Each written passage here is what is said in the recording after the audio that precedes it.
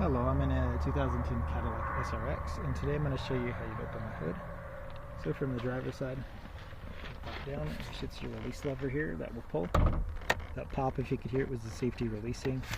If there's no tension at all on this, you might need to check behind the plastic, see if there's any loose cables.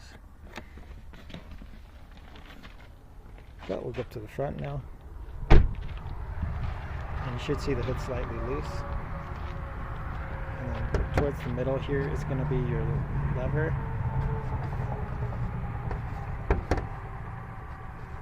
Just found it here. It's kind of sticking. There. So this one I'm going to pinch and lift. So pinch and lift. And it's got a nice hydraulic that holds it up. And then here's what that lever looked like. Make sure there's no debris stuck in here, nothing bent or broken. This one is sticking quite a bit, so some WD-40 might be helpful to loosen this somewhat. But that's what that whole mechanism looks like. And then up top is where it was hooked onto.